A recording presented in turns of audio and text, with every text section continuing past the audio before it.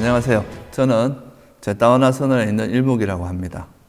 오늘은 열반제의를 맞아서 부처님께서 실현하신 열반이라는 것이 무엇인지와 그리고 이제 부처님의 수행 여정을 한번 간단히 살펴봄으로써 열반에 이르는 길이 무엇인지 한번 살펴보고, 그래서 우리도 이제 열심히 좀 수행해서 열반에 이를 수 있도록 하는 그런 기회를 한번 마련해 보려고 합니다.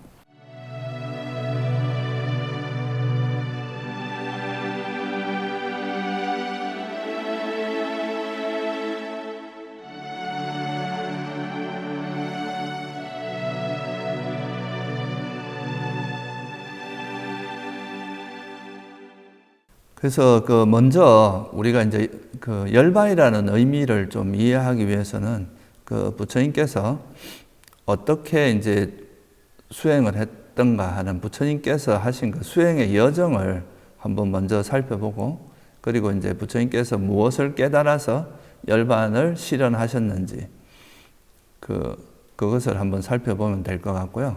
또 부처님의 어떤 수행 여정을 살펴보다 보면 우리가 앞으로 이제 어떻게 수행해서 열반에 이를 수 있는지 그런 힌트를 얻을 수 있지 않을까, 그 길을 찾을 수 있지 않을까 생각을 합니다. 그래서 먼저 부처님의 이제 수행 여정에 대해서 좀 간략하게 한번 살펴보도록 하겠습니다. 다들 아시다시피 부처님께서는 카필라국이라는 이제 나라에 왕자로 태어나셨죠. 그래서 이제 어린 시절에 아주 세속적으로 우리가 누릴 수 있는 많은 그런 감각적인 행복들을 누리시고 아주 행복하게 잘 사셨습니다. 근데 이제 나이가 서서히 들어가면서 그런 세속적인 그런 행복을 아무리 누려도 그것이 뭔가 이렇게 만족스럽지가 않고 항상 뭔가 허전한 그런 거를 계속 느꼈습니다. 그래서 당신께서 이제 생각하시기에는 주로 이제 이게 감각적인 즐거움이라고 이야기를 하는데요. 이런 감각적인 행복이 가지고 있는 그런 어떤 공허함, 이것이 가지고 있는 저열함, 이런 거에 대해서 이제 좀 통찰을 하시게 됐습니다. 오욕락이라고 하죠. 마음껏 자기가 하고 싶은 욕망을 다 즐기면서 거기서 오는 즐거움을 통해서 오는 이런 행복이라고 하는 것은 그 행복을 누릴 때는 굉장히 즐겁고 만족스러운데 이 행복한 시간이 끝나고 나면 마음속에 밀려오는 그런 허전함이나 공허함, 자기가 이제 애착하고 있는 그런 대상이 사라졌을 때 오는 또 그런 괴로움들, 이런 것들을 보시면서 이게 감각적인 즐거움이라고 하는 것이 결코 이게 진정한 행복은 아니구나. 이걸로 인해서 내가 괴로움을 벗어나기는 좀 어렵겠구나. 이렇게 생각을 하시게 됐고요. 특히나 이제 주변에서 성문 밖을 나갔을 때 늙은 사람, 죽은 사람, 또 병든 사람, 이런 사람들을 보면서 나도 저와 같이 늙고 병들고 죽을 수밖에 없다는 것을 이제 분명히 통찰하시고, 뭔가 이거로부터 벗어나는 길을 찾지 않고서는 내가 도저히 하루도 살 수 없겠구나 하는 그런 어떤 생각을 하시게 되었습니다. 그래서 이제 이렇게 고민하다가 결국은 이제 도저히 이 상태로 있어서는 안 되겠다 하는 중에 어떤 출가자를 만나서 저 출가자를 보면서 저 길이 나의 길이다 생각해서 이제 출가를 하게 되죠. 이게 부처님께서 이제 첫 번째로 부처님 삶의 큰 전환점이 됩니다. 그래서 우리가 그냥 왕궁에 있으면서 감각적인 그런 행복을 계속 누리는 것은 일시적으로는 행복할지 몰라도 생로병사라고 하는 어떤 근원적인 괴로움에서는 벗어날 수 없다는 것을 분명히 이제 통찰하시고 거기로부터 벗어나는 길을 찾기 위해서 이제 출가를 하셨다, 이렇게 볼 수 있겠죠. 그래서 부처님께서 이제 출가하신 계기는 가장 이 태어난 존재라면 피할 수 없는 그런 괴로움이 있죠. 노병사라고 하는. 그래서 이제 거기로부터 벗어나기 위해서 그 길을 찾기 위해서 출가를 하셨습니다. 그러니까 어찌 보면은 부처님께서는 이제 우리가 살아있는 존재가 경험할 수밖에 없는 그런 괴로움에서 벗어나는 길을 찾기 위해서 출가를 하셨다. 이렇게 볼 수 있게 됩니다. 이게 이제 어찌 보면 나중에 부처님께서 무엇을 깨달았느냐 하는 것을 이해하는데도 아주 중요한 질문이 될 수 있겠죠. 결국 어떤 부처님께서 출가 동기라고 하는 것이 나중에 깨달음을 통해서 해소되는 게 이제 깨달음이라고 할 수 있겠죠. 그래서 일단 이제 왕궁의 그런 안락한 삶을 떠나서 출가를 하셨습니다. 출가를 한 다음에 이제 제일 처음 만난 사람이 그때 당대의 가장 유명한 스승이었던 알라라깔라마고 우따까라마뿌따라는 분을 만나게 됩니다. 이 두 분은 그때 당시에 굉장히 고도로 집중된 삼매인 무소유처라는 삼매와 그리고 비상비비상처라는 그런 삼매를 터득해갖고 그거를 따르는 무리들이 굉장히 많은 분들이었어요. 어찌 보면은 이제 우리가 불교에서 선정을 8가지 형태로 표현을 하는데요. 색계 4가지, 무색계 4가지. 이들이 터득한 그 삼매는 무소유처, 비상비비상처라고 하는 거는 무색계 3번째, 4번째 선정하고 대응이 될 수 있습니다. 이게 뭐 불교에서 말하는 거 100% 똑같다고 말할 수는 없는데 그냥 그렇게 대응을 할 수 있습니다. 그래서 이 행복은 어찌 보면 우리가 부처님께서 출가 전에 누렸던 그 감각적인 행복은 말 그대로 행복은 감각적인 즐거움이었죠. 원하는 것을 마음껏 누리면 맛있는 거 먹고 좋은 거 보고 아주 아름다운 이성과 같이 즐기고 하는 그런 행복이었다면 이 삼매라고 하는 것은 그런 욕망으로부터 벗어남으로써 오는 행복이었다는 거죠. 그러니까 그런 감각적 욕망과는 좀 질이 다릅니다. 이거는 욕망을 충족하면서 오는 행복이라면 이 삼매의 행복이라고 하는 것은 욕망으로부터 벗어남으로써 오는 행복이기 때문에 훨씬 고귀하고 수준이 높고 그런 이제 행복이라고 할 수 있습니다. 그래서 이게 세속적인 그런 행복과는 훨씬 차원 높은 그런 행복이긴 하지만 그때 당시에 이제 부처님께서 이분들에게 배우고 난 다음에 이분들의 경지를 그렇게 머지않아 터득을 하시게 됐는데 그 터득하고 난 다음에 이래 보니까 그 선정에 들었을 때 너무나 행복하고 만족스러운 상태인데 그 삼매에서 나오고 나서 다시 또 일상으로 돌아오게 되면 이제 몸이 피곤하거나 마음이 피곤할 때는 다시 또 괴로움이 일어나더라는 거죠. 그래서 이걸 보면서 부처님께서 이게 그 이들이 터득한 이 선정이라고 하는 비상비비상처 그리고 무소유처라고 하는 이 선정은 깨달은 상태가 완전한 괴로움을 벗어난 상태가 아니고 완전히 벗어난 건 아니구나. 그러니까 선정에 들었을 때는 괴로움에서 벗어나서 너무나 행복한 상태인데 이 선정을 나오고 나면 다시 또 괴로움이 다시 일어나는 걸 보고 이거는 완전한 행복이 아니구나 이렇게 생각하고 이거는 여기서 이제 내가 더 이상 머물 수 없다 생각하고 떠나게 됩니다. 이게 또 부처님께서 어떻게 보면 큰 전환점을 마련하는 거죠. 그러니까 어떻게 보면 그 무소유처나 비상비비상처의 어떤 행복이라고 하는 거는 세속에서는 누릴 수 있는 최상의 행복이라고 할 수 있습니다.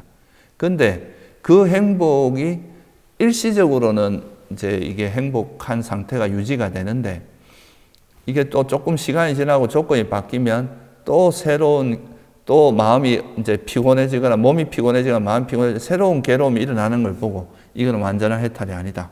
이렇게 생각을 하면서 그 길 떠나게 되죠. 이게 그러니까 어떤 삼매의 행복에 안주하지 않고 그 삼매의 행복을 뛰어넘는 완전한 깨달음을 위해서 다시 또 새로운 길을 찾아 나서게 됩니다. 이것도 이제 부처님께서 정말 대단한 거라고 할 수 있죠. 그때 당시에 이 두 스승이 거느리고 있는 제자들이 되게 많았는데 스승의 자리를 주겠다고 했지만 부처님께서는 당신이 추구하는 완전한 깨달음을 얻기 전에는 절대 안주하지 않고 본인을 검증한 다음에 이게 완전한 깨달음이 아니라고 판단하신 후에는 다시 또 새로운 길을 찾아서 완전한 깨달음의 길을 찾아서 다시 떠나게 됩니다. 그리고 나서 그 다음에 이제 하시게 된 거는, 그러니까 최상의 행복, 세속에서 누릴 수 있는 최고의 행복을 누려도 깨달음이 일어나지 않는다면은, 그러면 그 반대로 정말 극한의 괴로움을 한번 경험해 보자. 극한의 행복으로 깨달음이 일어나지 않는다면, 그렇다면은 극한의 괴로움을 한번 경험해 봐야 돼. 그래서 이제 고행을 하게 됩니다. 그러니까 우리가 이제 고행을 하는 것 중에서 가장 힘든 고행이 뭐냐 하면 그 생명하고 관계된 거겠죠. 그죠? 그래서 먹지 않는 거, 그 다음에 숨을 쉬지 않는 거, 이게 이제 가장 고통스러운 거라고 할 수 있습니다. 물론 뭐 가시밭에 누워 있거나 막 그 못 같은 데 찔리고 막 이렇게 고행하는 것도 있을 수 있지만, 그래도 이제 숨을 참는 거, 그 다음에 음식을 먹지 않는 거, 이게 이제 가장 큰 고행이라고 할 수 있는데, 이렇게 극한의 고행을 해봤지만 이 사실은 뭔가 깨달음이 일어나진 않았어요. 우리가 고행상이라고 해서 아마 여러분들이 많이 보셨을 겁니다. 온몸이 다 말라가지고 정말 뼈만 남아있는 그런 모습이었는데, 그렇게까지 극심하게 단식을 하고 그 고행을 했지만 깨달음이 일어나지 않는 걸 보고, 이런 고행으로도 우리가 깨달음을 이룰 수 없다. 이 고행은 오히려 자기 몸만 괴롭게 하고 마음만 불편하게 할 뿐이지, 실제 어떤 괴로움을 벗어나는 데는 아무런 도움이 되지 않는구나 하는 것을 이제 부처님 스스로 발견을 하시게 됩니다. 그래서 이것도, 이 길도 깨달음의 길이 아니구나 이렇게 생각을 하고, 거기서도 이제 그거를 이제 벗어나게 됩니다. 이렇게 부처님께서는 두 가지 어떤 극한의 경험을 하시게 되는데요. 이제 비상, 비비상처라고 하는 가장 세속에서 누릴 수 있는 가장 행복한 상태, 그리고 또 하나는 세속에서 우리가 경험할 수 있는 극한의 괴로움, 이 두 가지를 경험했지만 이 두 가지 모두 깨달음으로 인도하지 못했다는 것을 이제 발견하게 됩니다. 그래서 그렇다면은 우리가 내가 어떻게 해야 이 괴로움, 이 깨달음이 일어날 수 있을까? 여기서 이제 부처님께서 근원적인 질문을 하게 됩니다. 내가 이렇게 존재하면서, 나라는 존재가 있으면서 내가 극한의 행복도 경험하고 극한의 괴로움도 경험했지만 깨달음이 일어나지 않는다. 이거는 뭘 시사하느냐 하면은, 그렇다면은 이걸 좀 거꾸로 돌려서 생각을 해보면, 아니면 이 존재 자체가 가지고 있는 근원적인 좀 뭔가 불완전성, 이런 게 있는 건 아닐까. 이 존재 자체가 뭔가 결함이 있는 건 아닌가. 존재 자체에서 가지고 있는 불완전함이 있는 건 아닐까. 그렇게 생각을 하고, 이 어떤 나라는 존재의 어떤 본질적인 모습에 대해서 마음을 좀 돌리게 됩니다. 나라는 존재가 뭔지를 먼저 정확히, 존재의 실상을 정확히 알아야 되겠구나. 이게 어떻게 보면 사실 밑바사나 수행 또는 지혜, 불교에서 말하는 지혜의 시작이라고 할 수 있습니다. 그래서 나라고 하는 존재가 도대체 뭔가라는 거에 이제 질문을 돌리게 되고요. 그 나라는 존재의 본질에 대해서 질문을 이렇게 나라는 존재의 실상을 통찰하기 위해서는 뭐가 어떤 마음 상태에서 이게 가능할까? 그래서 그때 이제 당신께서 생각해낸 방법이 뭐냐 하면, 당신이 이제 어린 시절에 농경제 행사라고 하는 그 행사 중에 이제 어느 나무 그늘 아래서 조용히 앉아 있다가 새끼 초선에 들었던 적이 있습니다. 근데 이때 새끼 초선에 들은 적이 있는데, 그때 그 마음 상태가 보니까 되게 고요하고 편안하고, 그러면서도 되게 이제 깨어있고 그런 상태라는 것을 발견한 거죠. 그러니까 이거는 이제 어릴 때 자기가 경험했던 그런 감각적인 행복과는 다르고, 아주 고요하고 편안한 행복이면서도 우리 의식이 굉장히 뚜렷하고 깨어있고 또 명료한 그런 상태라는 걸 보고, 내가 어릴 때 경험했던 그 새끼 초선을 수행에 활용한다면 그것이 어떤 깨달음이 길이 될 수 있지 않을까. 지금 외도에서 배웠던 그거 가지고 돌파하지 못한 그 길이 되지 않을까. 그리고 이 선정이라고 하는 것은, 초선이라고 하는 것은 그 마음 상태가 괴롭거나 고행을 통해서 할 때처럼 괴롭거나 힘든 게 아니라 굉장히 행복하고 고요하고 깨어있는, 그리고 깨끗한 그런 상태이기 때문에 이런 마음을 가지고 수행을 한다면 굳이 나를 괴롭히거나 힘들게 할 필요 없이 그런 행복, 소위 말해서 욕망으로부터 벗어나면서 일어난 그 행복을 기반으로 해서 수행하는 길이 바른 길이 아닐까, 이렇게 이제 생각을 하게 됩니다. 이게 어떻게 보면 불교에서 굉장히 중요한 전환점이 되겠죠, 그죠? 여기서 이제 중도라는, 소위 말해서 부처님께서는 어떤 감각적 욕망도 한 극단이다. 그리고 고행도 한 극단이다. 나는 이 두 가지를 넘어선 벗어남의 행복, 그러니까 삼매의 행복, 선정의 행복을 기반으로 해서 이제 수행을 하겠다 하는 그 소위 말해서 중도를 선언하게 되는 그 기반이 되는 것이 바로 이때의 그 전환점이 바로 그런 중도를 선언하게 되는 기반이 됩니다. 그래서 이 사자가 긴경이라고 마지막 니까에 보면은 사자가 긴경이라는 경이 있는데요. 여기 보면은 바로 이런 색계 초선정이라고 하는 이런 선정의 마음 상태가 깨달음에 이르게 하는 그런 길이 될 수 있지 않을까 하는 이런 식으로 마음이 이제 그 통찰이 이어지게 됩니다. 그래서 그때 뭐라고 하느냐 하면은, 이렇게 이 어릴 때 경험했던 그 색계 초선이 깨달음의 길이 아닐까라고 하다가 뭐라고 결론 내리냐면, 바로 이런 색계 초선정 같은 선정을 기반으로 하는 것이 깨달음의 길이구나 하고, 그 어릴 때 그 경험했던 그 초선을 기반으로 해서 이제 수행을 전환하게 됩니다. 이게 이때 이제 부처님께서 고행을 그만두시고 수자타한테 우유죽을 먹어서 몸의 기력을 회복하신 다음에, 그리고 이제 부드가야라는 그곳에 가서 이제 홀로 이 선정을 기반으로 해서 이제 수행을 하게 되는데요. 그때 이제 어릴 때 경험한 건 색계 초선정이지만, 이때 이 초선을 기반으로 해서 당신이 이제 다른 외도들한테도 배운 것도 있고 하니까 이 한 단계 한 단계 더 개발을 하게 됩니다. 색계 초선에서 색계 이선으로, 또 색계 이선정에서 색계 삼선정으로, 색계 사선정, 이래가지고 초선, 이선, 삼선, 사선까지 개발을 하게 됩니다.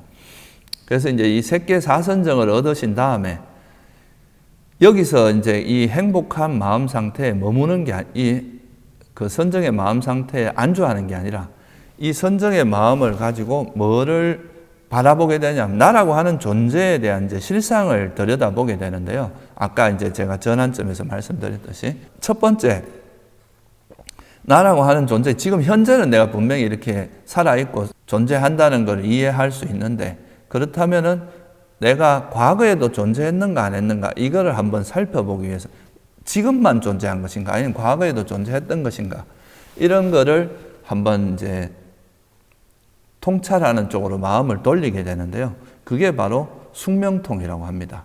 과거를 기억하는 신통이거든요, 이게. 그러니까 내가 현재만 있는 게 아니라 과거 생에도 내가 존재했고, 그 이전에 오래 전생에도 존재했고, 그러니까 과거에 내가 살아왔던 흔적들을 다 기억하는 그런 신통을 개발하게 됩니다. 이거를 우리가 이제 여러분들 잘 아시다시피 숙명통이라고 이야기하죠. 그 다음에 그렇다면은 내가 과거에도 존재했고 그 이전에도 존재했고 그렇게 존재하면서 이어져 왔다면, 이 과거에서 그 다음 생으로, 그 다음 생에서 또 그 다음 생으로 이어지는데 그 조건이 뭐였느냐, 그게 왜 이렇게 어떤 거를 원인으로 해서 이어졌느냐 하는 거를 다시 관찰하게 되는데요.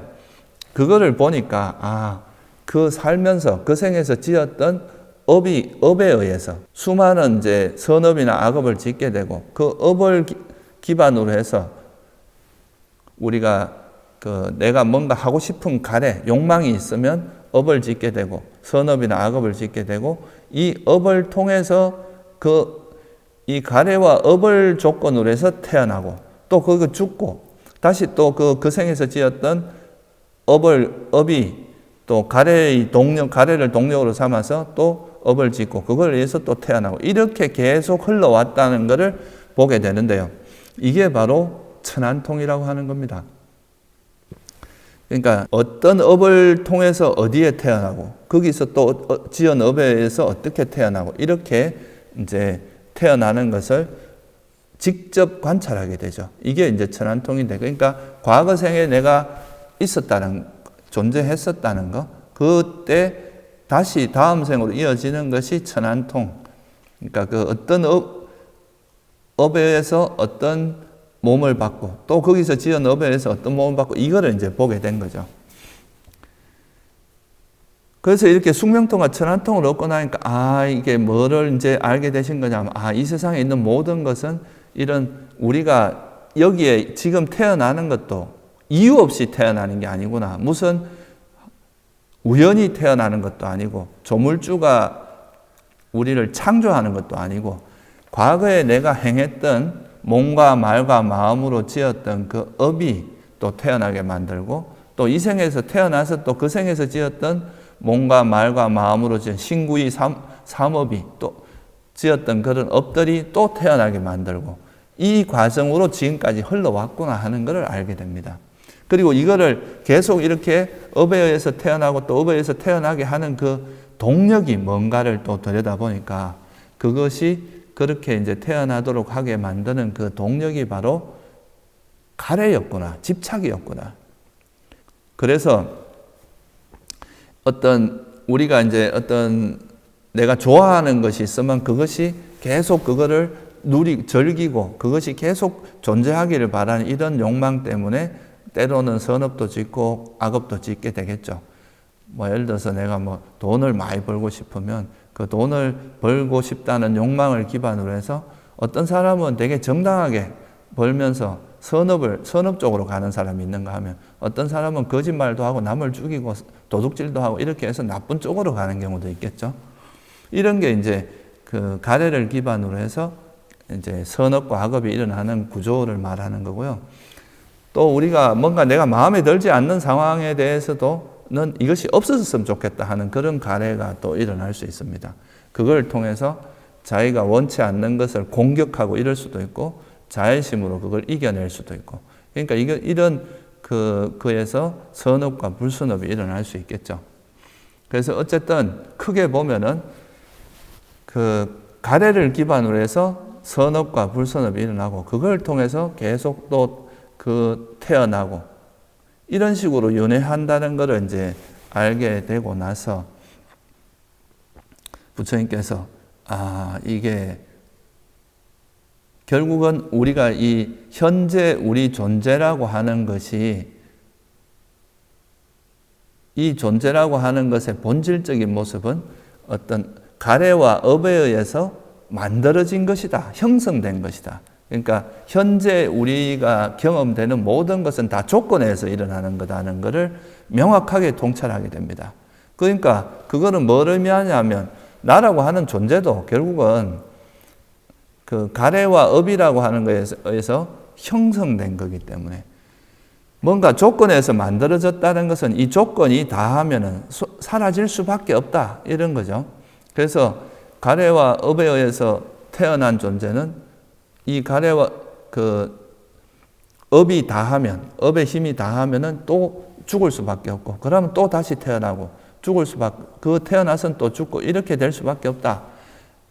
그래서 이 존재 자체가 가만히 들여다보니까 우리는 몸과 정신적인 몸과 그 몸을 의지해서 일어나는 이제 마음하고 이 두 가지로 결합되어 있는 건데 이거 자체가 계속 변하는 거고 이건 언젠가는 소멸할 수밖에 없는 것이구나. 그래서 존재 자체가 변하기 마련, 소멸하기 마련인 거다. 이렇게 보니까 이 존재 자체가 완전한 게 아니라는 걸 발견하신 거죠. 언젠가는 이게 태어난 존재는 죽을 수밖에 없고 무너질 수밖에 없다. 또 우리 마음도 어떤 계속 뭔가 행복한 상태가 계속 이어지는 게 아니라 계속 행복했다 괴로웠다 행복했다 괴로웠다 이런 게 반복된다는 것을 발견하시면서 이 존재 자체가 가지고 있는 불완전성을 보게 됩니다. 된 겁니다. 현재가 아무리 행복해도 이 모든 것은 변하니까 이 행복한 상태가 다시 괴로움으로 변할 수 있다는 것을 암시하는 거거든요. 또 태어났다는 것은 또 죽을 수밖에 없다는 걸 또 암시하는 거고. 그래서 이 세상에서 형성된 것, 이 우리 존재도 가래와 어부에서 형성된 것, 만들어진 거니까 만들어진 거는 소멸될 수밖에 없고, 그래서 이거는 불만족스럽다, 이걸 만족스럽다고 할 수가 없구나. 그래서 이 무상하고 무상한 것은 불만족스럽다. 그게 이제 괴로움으로 표현한 겁니다. 이건 단순히 괴롭다는 의미가 아니라 변하기 때문에 현재가 아무리 행복해도 다시 괴로움으로 변할 수 있는 가능성을 가지고 있다는 이런 의미죠. 그리고 그렇기 때문에 무상하고 괴로움인 것이니까 이거를 내 마음대로 통제할 수가 없어요. 사라지기 마련인 것을 사라지지 말라고 해도 그게 안 되고, 또 괴로움의 속성을 가지고 있는 영원히 행복해라라고 내가 명령한다고 내 말대로 되지 않겠죠. 그러니까 무상하고 괴로움인 것을 내 것이라 할 수도 없고 이걸 조정할 수 없다는 거예요. 통제할 수 없다. 그걸 무아라고 이제 이야기를 하신 거죠. 그래서 이제 나라고 하는 존재 자체가 정말 무상하고 괴로움이고 무아하다. 특히 괴로움이다. 그러니까 존재로 태어나는 것 자체가 선천적으로 그런 괴로움의 속성을 잉태하고 있다. 이렇게 보신 것이 첫 번째 이 존재의 실상을 정확히 꿰뚫어 알게 된 고성제라고 하는 겁니다. 그러니까 나라고 하는 존재가 결국 몸과 마음으로 이루어져 있고 이거는 정말 무상하기 때문에 불만족스럽다. 이 존재가 형성되는 순간에 벌써 깨질 수밖에 없는, 무너질 수밖에 없는 그런 속성을 갖고 있더라. 그래서 이 태어나서, 이 말은 다른 말로 하면 어떤 말이 되느냐 하면요, 태어난 존재가 태어나서 완전한 행복을 실현하는 것은 불가능하다는 의미도 됩니다. 왜냐하면 태어난 존재가 언젠가는 죽을 수밖에 없고, 또 죽으면 또 어딘가를 태어나는데 이 업의 변화에 따라서 또 어디 태어날지를 장담할 수도 없고, 태어나면 일단 노병사를 벗어날 수 없습니다. 일단 늙어서 병들고 죽는 이 과정을 벗어날 수가 없어요. 그래서 첫 번째 부처님께서 이제 이런 숙명통과 천안통을 통해서 발견한 진리가 뭐냐 하면, 이 세상에서 형성된 것은 무엇이나 괴로움이구나. 또 그걸 다르게 말하면 우리같이 이렇게 살아있는 생명체의 본질도 괴로움의 속성을 갖고 있다. 불만족스러운 거다. 그게 바로 고성제입니다. 우리가 이 존재 자체가 행복이라고 생각하면 계속 여기를 거머쥐고 계속 윤회하려고 할 텐데, 이것이 이제 괴로움이라는 것을 철저히 통찰해야 여기로부터 벗어날 수 있겠죠. 그죠? 그래서 첫 번째 부처님께서 이제 출가하신 다음에 괴로움에서 벗어나기 위해서는 괴로움이 뭔지를 알아야 되는데, 이 세상에서 형성된 것, 그러니까 이 모든 것들은 다 변하기 마련이고 그런 괴로움의 속성이 있고 내 것이 아니더라. 그러니까 무아히 내 마음대로 통제할 수 없는 것이다 하는 것을 발견한 게 바로 고성제입니다. 그러면 우리가 괴로움일 수밖에 우리가 존재 자체가 본질적으로 불만족스러운 것인데 왜 사람들은 계속 태어나고 싶어 하느냐? 이제 왜 그러니까 이런 괴로움들 계속 윤회하는 것을 멈추지 못하느냐? 그거를 이제 한 걸음 더 나아가서 들여다 보니까 본질적으로 변하기 마련이고 또 괴로움이고 무아인 것이 내 맘대로 되지도 않는데 우리는 어리석어서 이것이 마치 영원한 것처럼 또 행복인 것처럼 또는 내가 통제할 수 있는 것이라고 내 맘대로 뭔가 세상을 내 맘대로 할 수 있고 내 존재를 내 맘대로 할 수 있다고 생각하는 그런 어리석음 때문에 이 존재에 대한 집착이 있더라 이거죠. 그런 이제 집착 때문에 끊임없이 계속 태어나고 싶어하고 태어나서는 또 그 집착을 기반으로 선업을 짓거나 악업을 짓는 이런 것들이 계속 반복됨으로써 윤회가 지속된다는 거, 이걸 알게 된 거죠. 그게 바로 그러면 괴로움, 이 존재 자체가 괴로움이라는 걸 알았어요. 존재는 이 물질적인 것과 정신적인 것 이 두 가지로 결합되어 있는데 이것 자체가 변하기 마련이니까 괴로움의 속성이 있다. 이게 이제 고성제의 내용인데, 그러면 괴로움인데 이 괴로움은 왜 일어나느냐? 왜 자꾸 사람들이 태어나고 죽고 이게 반복되는가? 라고 보니까 그거는 가래 때문이더라. 집착이 있기 때문에, 또 집착을 기반으로 해서, 가래를 기반으로 해서 이제 선업을 짓기도 악업을 짓기도 하다가 또 그것이 또 원인이 돼서 또 태어나고 이런 게 반복되더라. 그래서 가래, 그 괴로움이 일어나는 원인, 그게 뭐냐? 가래를 조건으로 괴로움이, 가래가 있으면 태어남이 있고, 태어난다는 것은 존재가 형성되는 거니까 이것 자체가 또 괴로움이잖아요. 그러니까 괴로움의 속성이 있더라. 이게 이제 집성제의 내용으로 정리가 된 겁니다. 그렇다면 이제 괴로움이 뭔지도 알았고 괴로움의 원인은 뭔지도 알았어요. 그러면 이 가래 때문에 괴로움이 일어난다면 이 가래가 소멸하면 괴로움의 소멸이 가능한가? 실현 가능한가? 다시 말하면 가래를 소멸할 수 있는가? 이거에 대한 또 이제 답이 있을 거 아니에요. 그죠?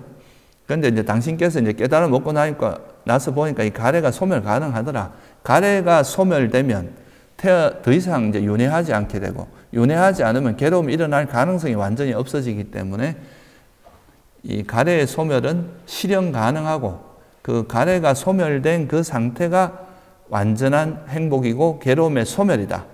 이렇게 정리한 것이 바로 멸성제입니다. 그걸 이제 부처님께서는 다른 말로 열바이라고 하신 거죠. 그래서 이게 이제 어찌 보면은 이 부처님께서 이제 우리에게 전달해 주고자 한 것은 바로 우리가 이렇게 계속 윤회하는 것 자체가 괴로움이고, 그 윤회의 원인이 가래인데 이 가래를 버리면 괴로움에 더 이상 이제 윤회하지 않게 되고, 그게 바로 괴로움의 소멸이다 라는 것을 알려주신, 그게 바로 열반이다 라고 알려주신 것이 바로 멸성제고, 또 당신 스스로가 이제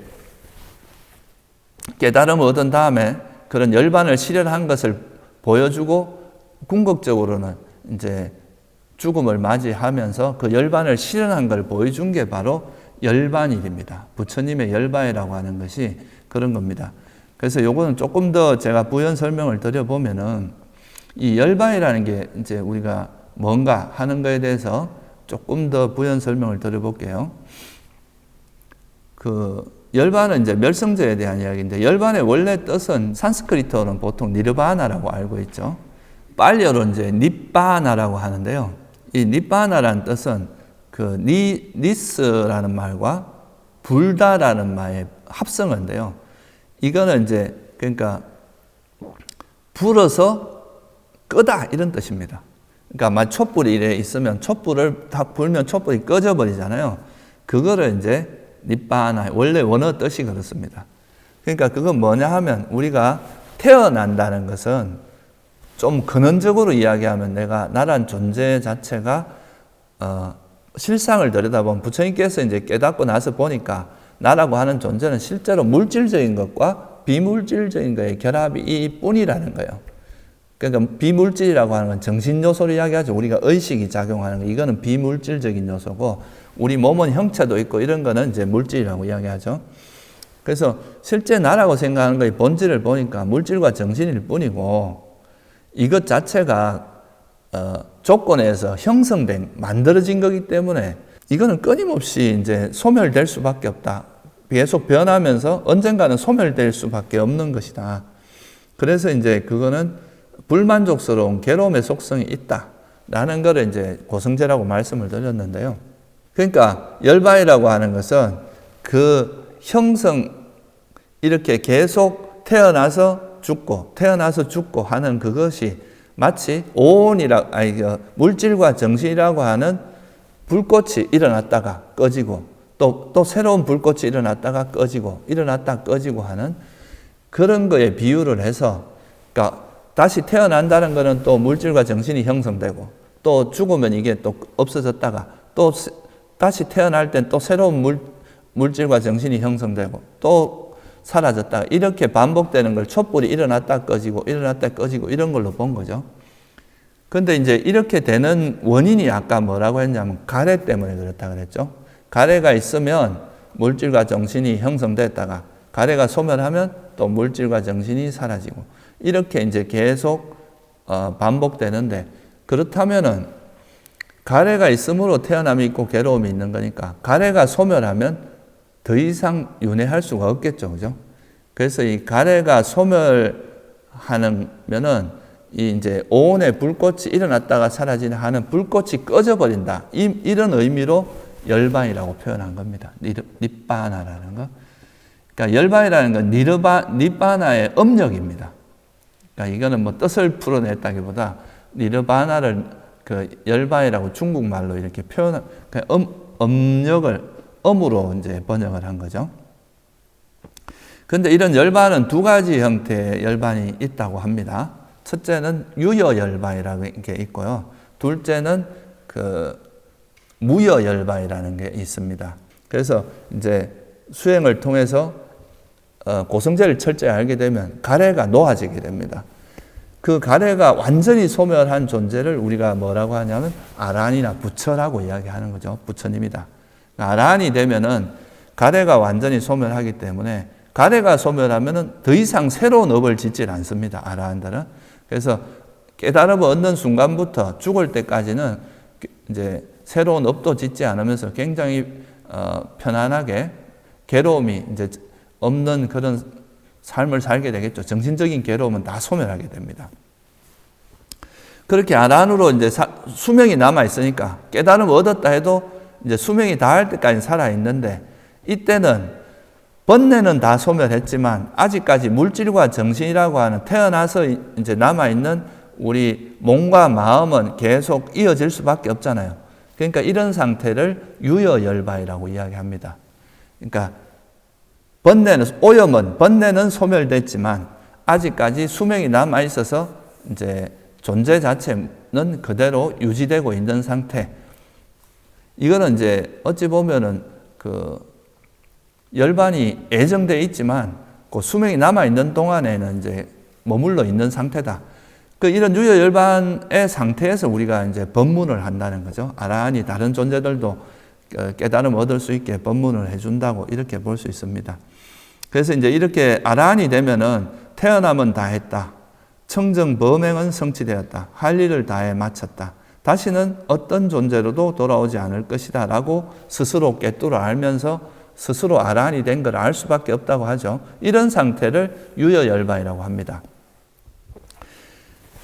근데 이제 남은 게 있다 이 말이거든요. 그게 뭐냐, 몸과 마음, 우리가 이렇게 육신은 아직까지, 이렇게 몸과 마음, 이 몸을 의지해서 일어난 정신은 이제 수명이 닿을 때까지 유지된다 이 말이고, 그러다가 이제 이 아란이 죽음을 맞이하게 되면 더 이상 이제 태어나지 않는, 윤회하지 않는, 이제 가래가 완전히 소멸했기 때문에 다시 태어날 수 있는 조건 중에 하나가 없어진 거예요. 가래가 있어야 다시 태어날 수 있는데, 그래서 가래가 소멸하면은 다시는 이제 태어나지 않고 완전한 열반에 들게 되는데, 이거를 우리가 반열반이라고 합니다.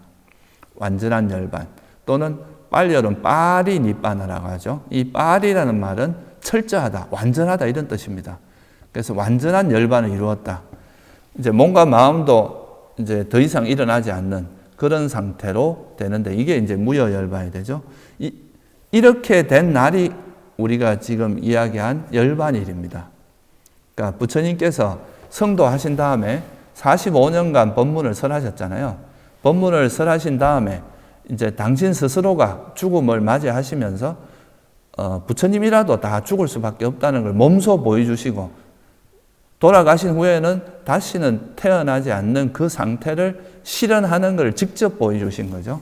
이게 이제 소위 말해서 열반하신 날, 열반제일이라고 우리가 기념하는 이유가 그만큼 이 불교에서 의미가 있는 거고, 이렇게 이제 깨달음을 얻으신 다음에, 아란이 되신 다음에 죽음을 맞이해서 더 이상 윤회하지 않는 상태를 보여주는 요게 바로 무여열반의 상태 또는 완전한 열반. 중국에서는 이걸 반열반이라고 이제 번역을 했죠. 그래서 이 상태를 실현하는 것이 바로 불교의 목적입니다. 우리가 방향성입니다. 그러면 이제 이게 열반이고 완전한 열반의 상태에 이르기 위해서는 우리가 어떻게 해야 되느냐? 그건 이제 부처님께서 이제 수행하신 그 과정을 보면 출가를 하고 이제 선정을 닦습니다. 선정을 닦은 다음에 그 선정을 기반으로 해서 이 선정에 안주하지 않고 선정을 통해서 아주 고도의 지혜를 개발하죠. 그러니까 숙명통, 천안통, 누진통, 이걸 우리가 삼명이라고 하거든요. 세 가지의 밝은 지혜다 해서 이 삼명을 개발한 다음에 깨달음이 얻는데, 물론 이제 이 천안통이나 숙명통이나 천안통 같은 게 모든 아라한들이 다 생기는 건 아니라고 이야기해요. 그렇지만 누진통이라고 하는, 번뇌가 다 소멸한 누진통이라고 하는 반드시 일어나는 거죠. 그래서 그런 과정을 거친다는 거를 이제 당신의 경험을 통해서 그거를 뭐로 정리를 했느냐 하면 이 과정이 이제 선정을 얻고 그 선정을 기반으로 깨달음의 지혜로 가는 이런 과정이잖아요. 그래서 당신의 경험을 기반으로 해서 당신께서 이제 수행한 걸 정리를 합니다. 선정을 있어야 되고 그 선정을 기반으로 지혜를 개발해서 깨달음에 이르는구나. 그래서 그러면 선정을 얻기 위해서는 또 우리가 우리 마음을 잘 단속해야 되는 거예요. 행동과 말과 행동을 잘 단속해야 된다. 계를 잘 지켜야 되는구나. 그래서 계정해 이렇게 세 가지로 정리해서 설하셨고, 그걸 조금 더 자세하게 말하면 지혜 부분은 바른 견해와 바른 사유, 또 계는 바른 말, 바른 행위, 바른 생계, 또 삼매에 대해서는 바른 정진, 바른 기억, 바른 삼매라고. 바른 삼매가 선정이거든요. 이 바른 삼매를 바탕으로 해서 바른 지혜가 생기고 바른 해탈로 가는, 이거를 이제 설명하신 건데, 이게 바로 팔정도고, 이거를 다른 말로 하면 중도라고 이야기합니다. 이거는 어디 극단에 치우치지 않고 자기를 괴롭히지도 않고 너무 나태하지도 않고 적정한 마음 상태로 수행하는, 이게 이제 중도입니다. 그래서 그거를 설하신 것이 바로 도성제라고 하는 거죠. 그래서 이 도성제는 보면은 바른 견해, 소위 말해서 여기서 말한 바른 견해는 이제 부처님께서 발견하신 그런 진리의 관점, 그러니까 사성제의 관점으로 세상을 보고 그거에 따라서 사유하고 또 말도 하고 행동도 하고 그 다음에 생계도 그 진리에 맞게 바른 견해에 따라서 하고 노력도 바른 견해에 따라서, 그리고 이 바른 견해를 절대 잊지 않는 노력을 하고, 그리고 그에 따라서 삼매를 얻은 다음에 그 삼매를 기반으로 깨달음에 이르는 그런 과정을 설한 겁니다. 그래서 이 팔정도를 실천하면 이제 우리가 이 세상의 진리, 결국 나라고 하는 존재는 물질과 정신일 뿐이고, 또 물질과 정신이라고 하는 것은 다 어떤 조건에 의해서 만들어지는 거구나 하는 것을 통찰할 수 있고, 그러기 때문에 이거는 무상하고 괴로움이고 무아라는 걸 철저히 통찰할 수 있습니다. 그러면 이 나라는 존재에 대한 집착이 버려지게 되겠죠. 그게 이제 집성제가 버려진다. 그러면 집성제가 버려지면 멸성제인 열반이 처음엔 유여열반부터 이루어지고 그 다음 무여열반이 이루어져서 완전히 괴로움이 소멸한 상태가 될 수 있다.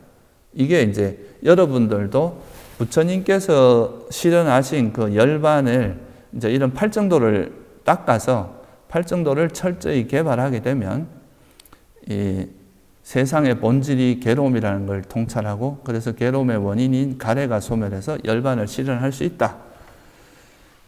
그런 의미에서 부처님께서 이제 이런 팔정도를 설하신 거죠. 이 팔정도를 다른 말로 중도라고 하기도 합니다. 그래서 우리가 이제 이런 열반일을 맞아서 소위 말해서 이런 열반이라고 하는 것의 의미가 뭔지 우리가 한번 살펴봤고요. 열반에 그리고 이르기 위해서는 우리가 어떻게 해야 되느냐. 열반에 이르기 위해서는 팔정도를 철저히 닦아야 된다. 팔정도를 개발하고 그 팔정도에 따라서 수행을 해야 이 존재의 실상을 정확히 꿰뚫어 알 수 있게 된다. 그러면 이제 그런 가래를 버리고 괴로움을 벗어날 수 있다. 그런 의미로서 이제 부처님께서 이런 법을 설했다고 볼 수 있는데요.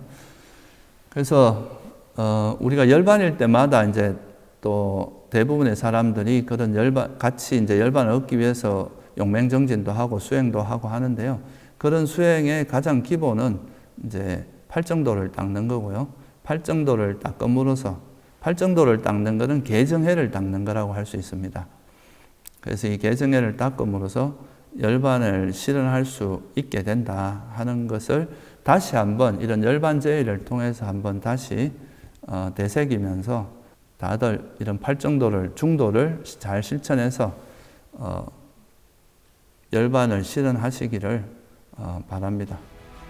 예, 오늘은 그 열반일에 대해서 우리가 어떻게 열반이라는 것이 무엇이고 열반의 이런 길은 어떤 것이 있는지 간단히 한번 살펴보았습니다. 네, 감사합니다.